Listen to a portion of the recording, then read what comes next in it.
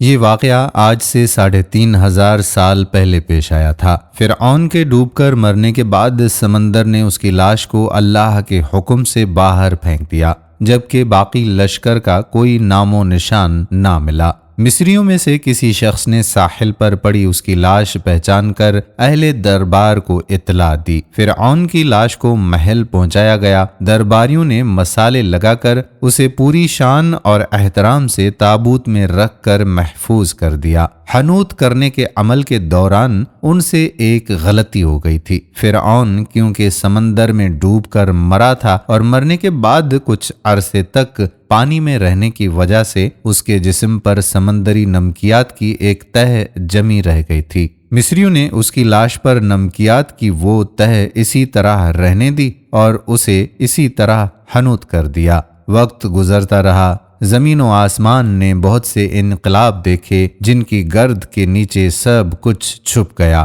حتیٰ کہ فرعون کی حنوط شدہ لاشیں بھی زمین کی تہوں میں چھپ گئیں۔ ان کے نام صرف کتابوں، ان کی تعمیرات اور لوگوں کے ذہنوں میں رہ گئے۔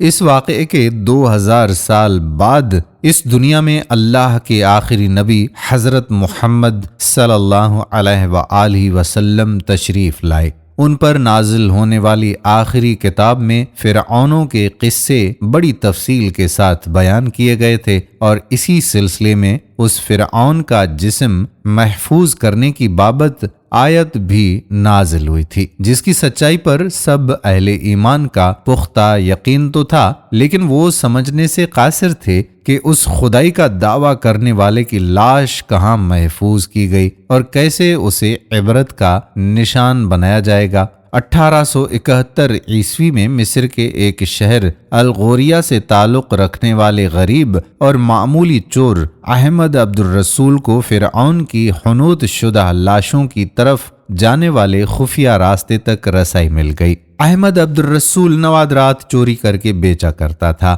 ایک دن وہ دریائے نیل کے کنارے کے قریب تبیسا کے مقام پر اسی سلسلے میں پھر رہا تھا۔ جب اسے ایک خفیہ راستے کا پتہ چلا تو وہاں وہ نوادرات کی چوری کے لیے جگہ کھود رہا تھا۔ اسی دوران اسے کچھ لوگوں نے پکڑ لیا اور پولیس کے حوالے کر دیا۔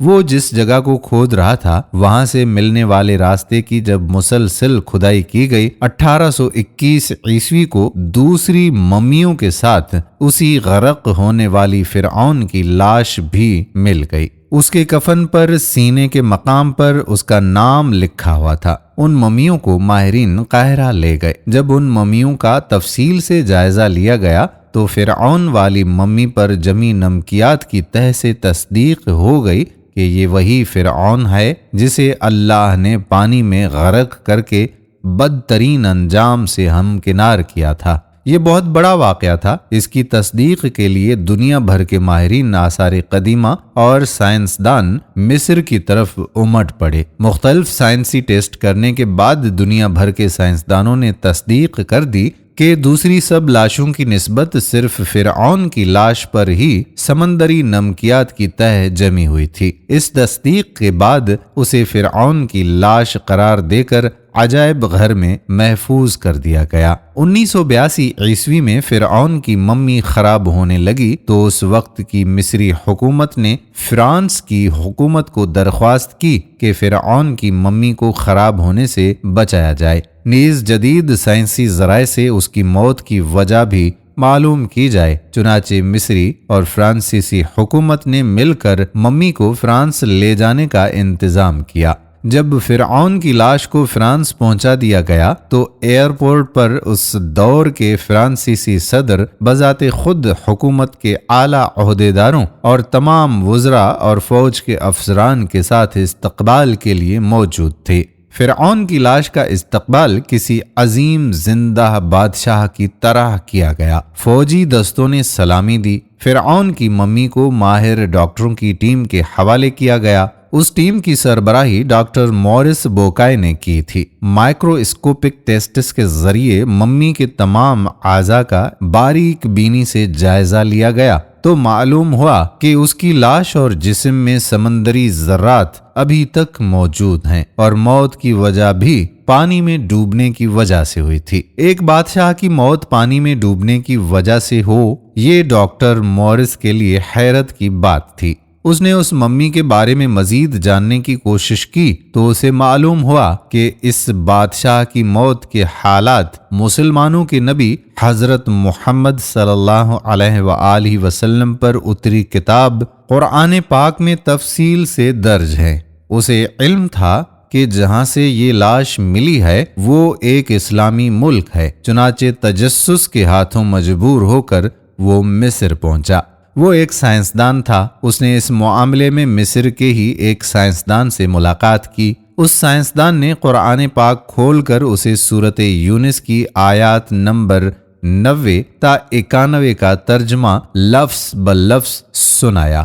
فرعون کا خدائی کا دعویٰ، اس کا پانی میں ڈوب کر مرنا اور پھر پانی سے نکال کر اس کی لاش کا حنوط ہو جانا اور پھر دوبارہ لاش کا ملنا اور پھر اس کی لاش کو جدید سائنسی دور میں دوبارہ محفوظ کیا جانا، سب کا اشارہ ایک جانب تھا اور بہت واضح تھا۔ تجھے بعد میں آنے والوں کے لیے عبرت کا نشان بنا دوں گا۔